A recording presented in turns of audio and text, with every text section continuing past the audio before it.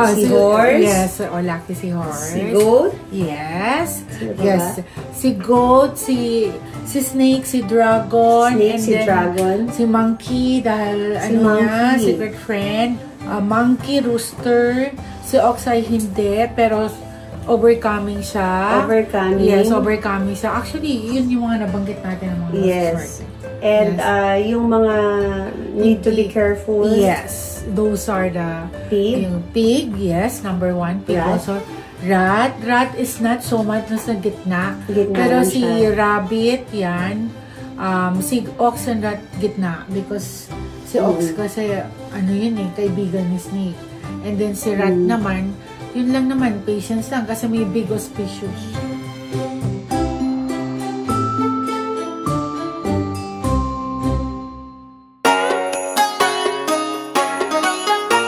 Hello everyone! Welcome to Aramina Channel. Nako, ngayon lang ulit tayo nag-vlog.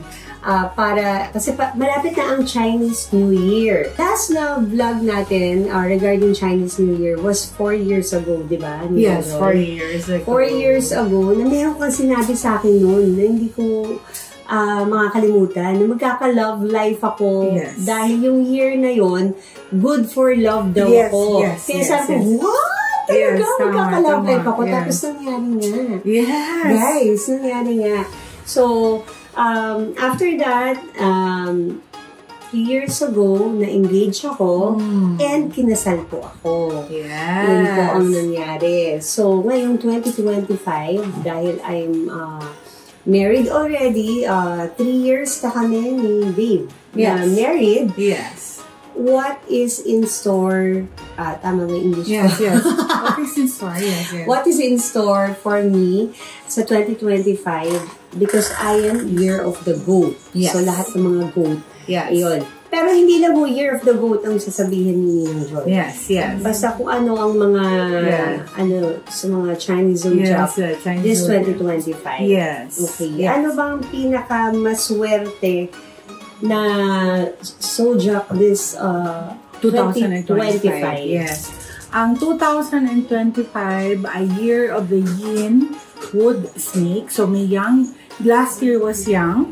This year was yin. Ito yung madalas na hindi naintindihan ng tao Parang okay, wood snake or year of the snake, hindi nila alam yung element na sobrang importante yon sa bawat isa, sa kung paano mo yung taon, na yung awareness mo ay yin wood pala tayo, kahoy pero yin.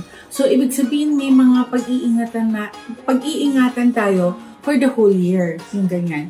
So first and foremost, doon tayo sa ano yung pinakamaswerteng Chinese zodiac for 2025. Kaya may horse dito. Ibig sabihin, horse ay pinakamaswerte for 2025. Horse? Yes. Meron silang 3 non-stop na swerteng papasok, big auspicious. So para sa mga horse, kailangan nila i-take advantage kasi hindi lagi may ganun kang star. So, may flying star siya, lumilipad siya and may calculation. So, ibig sabihin, parang itong taon you grab the opportunity na dahil swerte ka. Kasi hindi lahat ng taon may ganun ka. Kaya para sa year of the horse, make the most of it. I-apply nyo lahat ng pwede nyo gawin para swerteng kayo. Dahil napakaswerte nyo ngayong taon. Wow! Yes. For the luck for the horse. Si Mandy, year of the horse. Year of the horse. Forever lucky naman si Mandy. Yes. Oo, forever lucky. Yes. So, ang next natin ay yung kakampi ng snake. So, pero, hindi ko lalagpasan, uunahin kita muna. Okay, kasi ang goat this year ay may number 8. So, again, hindi lang siya like, okay, parang titingnan mo, ay, ang sabi nila, swerte daw, swerte. May calculation siya. So, may pinagbabasehan talaga tayong numbers. Remember, numbers, di ba, ang numbers ay ATM number yan. So, the magical numbers ay sobrang totoo. So, fortunately, like, for the year of the goat, napakaswerte nila dahil may 8 kayo. So, ibig sabihin ng 8 ay wealth. Non-stop. Yes. Yes. So, walang tigil na swerte. Kaya kailangan bantayan nyo yung southwest ninyo.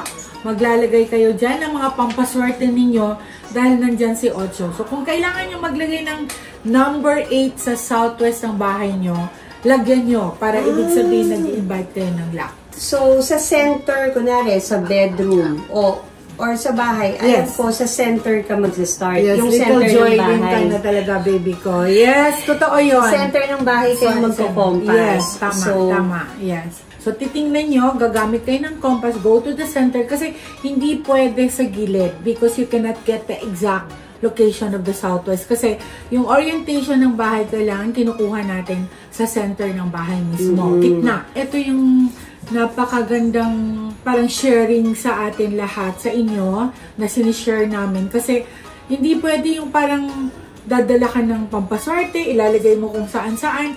Kaya nga, kailangan, kasi di sana wala nang mahirap. Kung kasi lahat ng nasa Binondo, nasa para lang kumuha ng pampaswerte. Pero bakit ganun? Dahil minsan nasa maling placement kayo. Wow. Yeah. Dito, sa vlog na to, sa mga Chinese zodiac, kung ano ang mga dapat yung, kung east kayo, west kayo, southeast kayo. Exactly. So, sa mga goat like me, southwest ang pinaka lucky na area. Yes. So, doon tayo mag-place ng 8 lang po ba pwede ang ilagay? Actually, lahat ng sa tingin mo ay magdadala ng swerte sa'yo.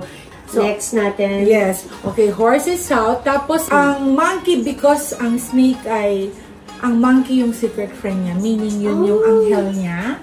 So, ang monkey this year, kasama yan ng goat na sa southwest din. Southwest. Dalawa yung nakatira na animal sign sa southwest. Yun ay monkey and goat. So, sila ay may number 8. Ibig sabihin, number 8, wealth star. So, ibig sabihin, maswerte sila sa pera. Wow. Bakit naging maswerte yung monkey? Dahil konektado rin siya sa snake. And then, maswerte din ang rooster because si snake and rooster, sobrang allies ang tawag doon. So, maswerte din ang rooster.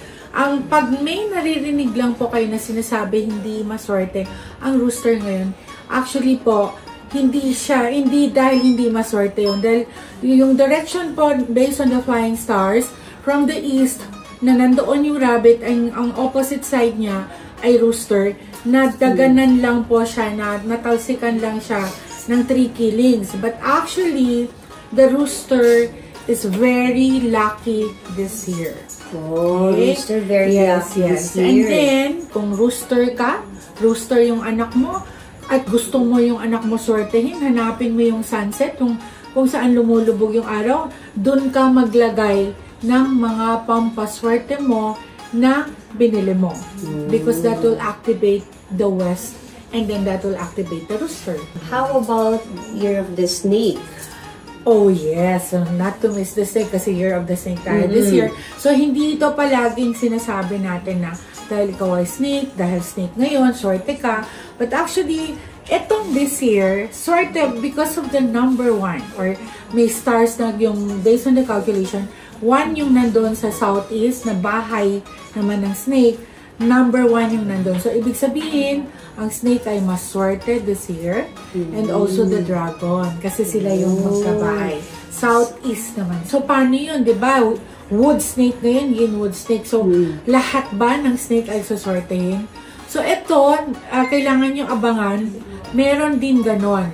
Although, in general, ang snake ay maswerte, but based on the element, may pwede ka rin tamaan somehow. Kung ang taon ay wood, tapos ikaw ay metal, so wood, the metal chops the wood. So, ibig sabihin, yung mga ganon, may mga pag-iingatan kang health mo, or kung ikaw ay water nourishes the wood, so parang you get drained, kasi tubig ka, ikaw yung nagpapataba sa taon. So, that one siguro, pag-uusapan natin, medyo mahaba yun. Aabangan nyo po to kasi napaka-importante kasi the moment you practice right feng shui. So, napaka-importante practicing right na ito, and then, you'll have a better life. So, we will share that with you very soon. So, in general, kasi mahaba siya, So, for its animal sign.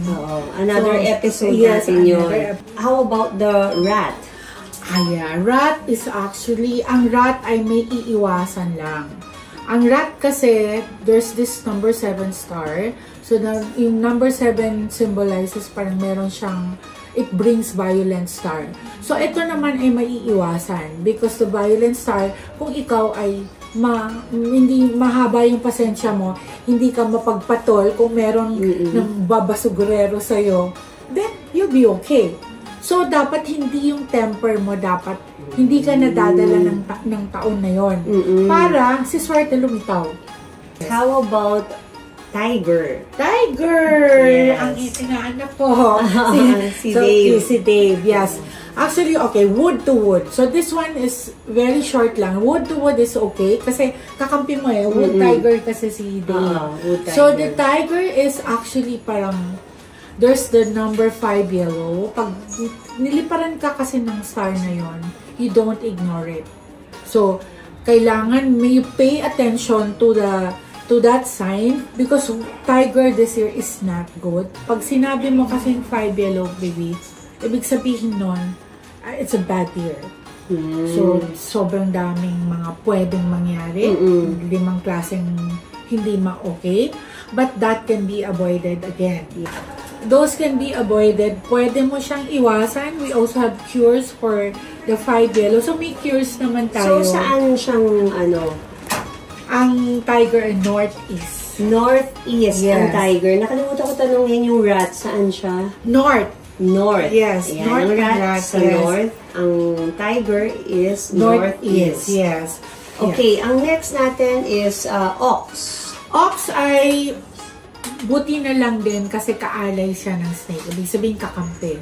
Because ang ox is also not good this year because of the 5 yellow. Si ox and tiger, So, sila sa 5 din siya bumagsak. Nasa 5 din siya. Parang si tiger. Parang si tiger. So, northeast din siya. Kaya maglagay ng pangontra sa northeast ng 5 yellow. Meron tayong 5 element pagoda. Meron tayong piyaw. Kaya this year, sobrang, kung nakikita nyo everywhere yung piyaw, must have yan para sa tiger and ox. The dogs actually is argumentative star for 2025. Sila ay irritated, mabilis, kasi yun yung star ng dog eh. Kaya kung kayo ay dog, at sa tingin nyo may problema, ayusin nyo na. Talk and be harmonious and you apply goodness and kindness. Plus, pwede silang maglagay ng Buddha, lahat tayo. They can buy everywhere. Buddha. Yes. Yeah, all Buddhas. Yeah, no Buddha. Yes. For happiness and to avoid misfortunes. Yes. Sanang swerting direction nila, si rabbit at saka si dog. Okay. Si rabbit ay nasa sunrise sa east. Sa east. Yes. And then si dog ay northwest din. Northwest din. Yes, magkapit-bahay sila ni Boar. Ni Boar. Yes. Oh, yun pala. Hindi sila nagsasabi, magkapit-bahay pala sila. Yeah.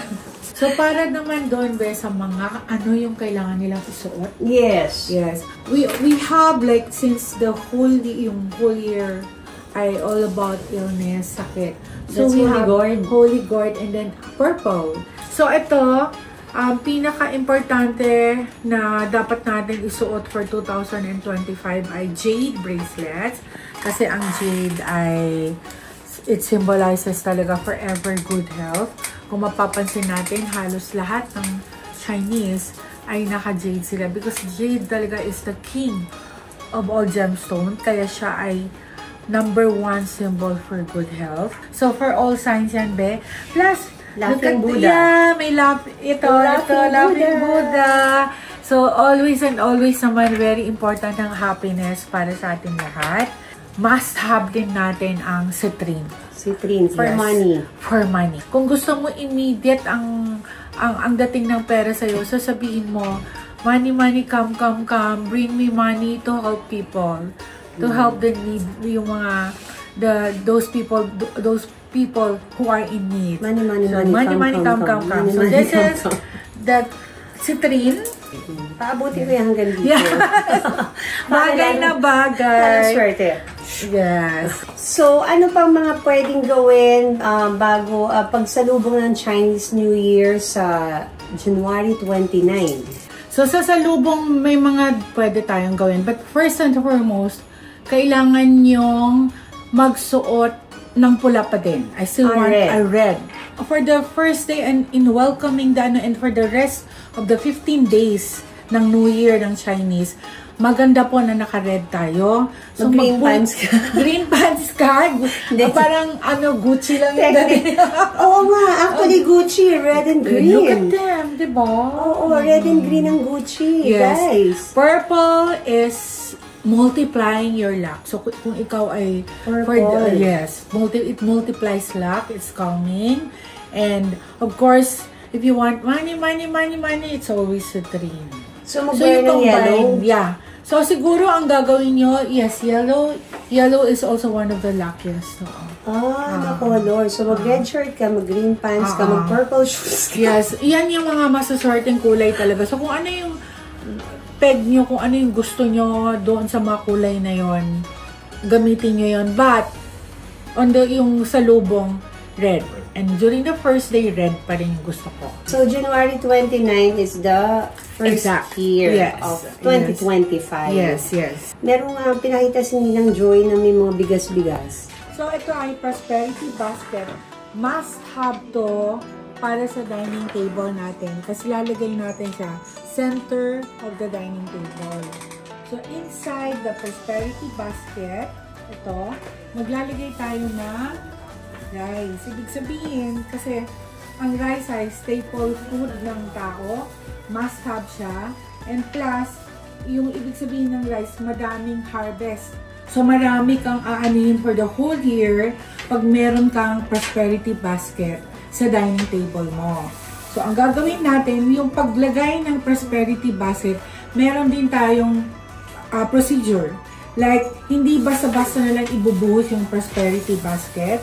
So, like, gagamitin mo yung left full hand, yung kamay mo.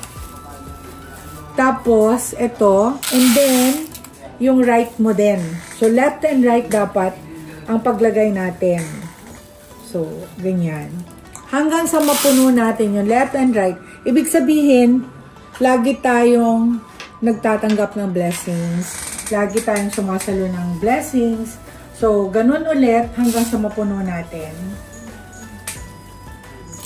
Tapos, maglalagay din tayo, like sandwich, maglalagay tayo ng coins in between para ibig sabihin, yun yung seeds, yun yung ibig sabihin madaming blessings na papasok sa atin. So, meron tayo dito prosperity money bag. So, ibig sabihin, hindi lang, it's more of the saving money than spending. This one, here. So, we need pineapple din. So, ibig sabihin, pwede din yung real fruit, pero ito, symbol lang naman to attract good luck. Tapos, syempre, kailangan din natin ng snake kasi year of the snake tayo this year. Meron din tayong ulit yung wealth na to activate wealth luck more and more. Kailangan din natin yan. Tapos, syempre, happiness. Buddha symbolizes happiness. So, dapat meron din tayong Buddha on top of your rice. Tapos, meron din tayong isda, fish. Ibig sabihin, never-ending supplies papasok sa atin. Kaya, take advantage. Like, for the year of the horse, gumawa kayo ng basket and grab the opportunity na magkaroon kayo ng swerte this year. Ayan, ang year of the snake. Wood snake, 2025. Yes, so, ang mga lucky, si horse. Yes, lucky si horse. Si goat. Yes. Yes. Si goat, si snake, si dragon. Snake, si dragon. Si monkey, dahil niya, secret friend. Monkey, rooster. Si ox ay hindi, pero overcoming siya. Overcoming. Yes, overcoming siya. Actually, yun yung mga nabanggit natin ng mga yes. And yung mga need to be careful. Yes. Those are the pig. Pig, yes. Number 1. Pig rat. Also. Rat. Rat is not so much nasa gitna. Pero si rabbit, yan. Si ox and rat, gitna. Because si ox kasi, yun kaibigan ni snake. And then si rat naman, Yun lang naman, patience lang kasi may big auspicious. So, yun mga friendship. Wala talaga akong tawag sa mga friends ko dito sa Aramina channel. Kasi iba meron, no? Yeah. Pwede kayo mag-suggest. Diba yung iba, merong guys, friends, or chom-chom. Love. Mga love. So, pwede kayong mag-isip ng itatawag ko sa inyo. Pwede kayo mag-comment down below. And then they get surprise gifts from Charms. Yes, yun. Kung sino mapipili natin. Kung sino yung mga mag-text na pwedeng mag-suggest kung ano yung mapili, meron tayong isa-send sa kanilang gift. Surprise mapili pa magustuhan kong protection and charms. Pag mag-hello ako sa vlog ko, hello mga chum-chums. Mga ganun ba? Yes. Chum-chums. Yes. Si Juliana. So basta kung ano man ang maisip nyo na bagay dito sa Aramina channel na itawag ko sa inyo. Kasi lang ako, friends. Yes. Mga friendship. Actually, okay din yun. Friends. Friends. Yeah. Magiging Aramina and friends. Basta i-follow nyo lang ang Joy Lynn dito sa Instagram. Ayan, nalagay natin. Yes. And pwede kayo mag-DM if you have questions. Yes. Ayan, para ang shop niya dito sa Unit 215 FBR Katipunan Avenue. Yes, kung saan building pala, FBR building. Kung saan po yung ice cam, diba? Yes. Ice cam. Doon po ako nag-aaral ng 888 culinary.